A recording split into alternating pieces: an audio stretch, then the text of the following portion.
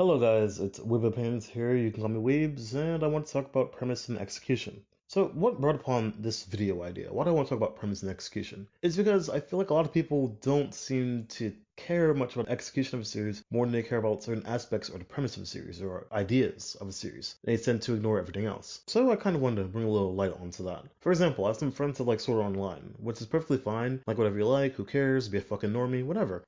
They like Sword Art Online, and that's, again, their thing.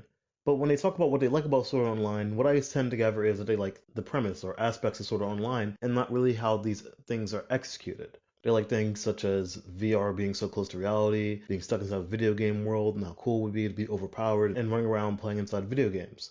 That's the premise and certain aspects of Sword Art Online that they like, but they don't talk about the execution. They don't talk about how much they actually like Kirito as a character or how they like Asuna as a character, despite them both being terrible characters. And Asuna had the potential to be a great character, but she was demeaned for the sake of the plot. That's execution. How Asuna was treated as a character and how she became a really shitty character. How she became one of the most popular waifus, I'll never know. Another example of premise and execution is everything in media, but another example I want to talk about is One Punch Man. One Punch Man is a series, just like Sword Art Online, that has a pretty decent premise, but it has a much better execution than Sword Art. Sword Art Online's execution is why Sword Art Online gets such a bad rep from a lot of people, is because it's handled badly. It's shitty, it's stupid, and it's annoying, and it kind of pisses you off because it could have been good, and that's because a lot of people looked at the premise of Sword Art and what it could have been if it executed itself better. That's the opposite effect with One Punch Man. It has a decent premise and has great execution of its premise. One Punch Man could have been a series where it was just Saitama running around beating everything in one punch, and everyone else were kind of just side characters that didn't really matter at all. It basically could have been Dragon Ball Z. However, that doesn't seem to be the case with One Punch Man. The side characters of One Punch Man are really great characters. They have a good deal of development, and a lot of people like them and love them. For example, I'm a really big fan of Moomin Rider, and it's because One Punch Man really gives him a chance to shine as a character, and that's good execution.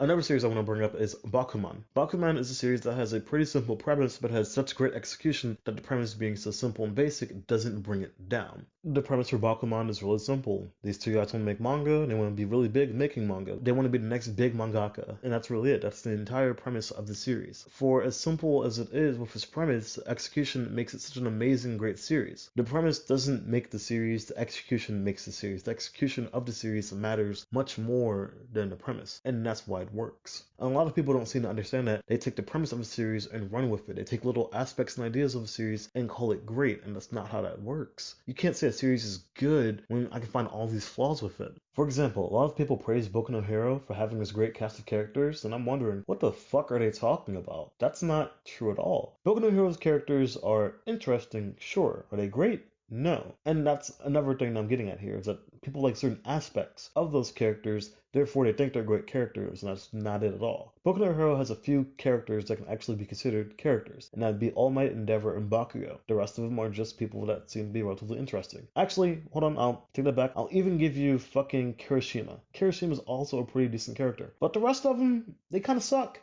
They just do, they're not really characters, they're tropes and they're props, and that's really it. For example, Momo is a prop, and she's mostly in for the waifu culture. A character having interesting abilities doesn't make a character great. It just doesn't. I don't get why people are connecting those two dots, but they need to stop. It's annoying, and this is why Boku no Hero is getting so much flack. It's because it's getting praised for shit that it's not doing. It has great characters? No, it doesn't. Has a decent plot? No, it doesn't. Good world building? No, it doesn't. It just doesn't. My point is, execution matters. The premise for a series or ideas that a series may have don't matter as much as the execution. It doesn't matter how great your ideas are. If you don't execute them properly, then it's gonna look fucking stupid. But as always, this is just me and my opinions. Arigato and jamatane.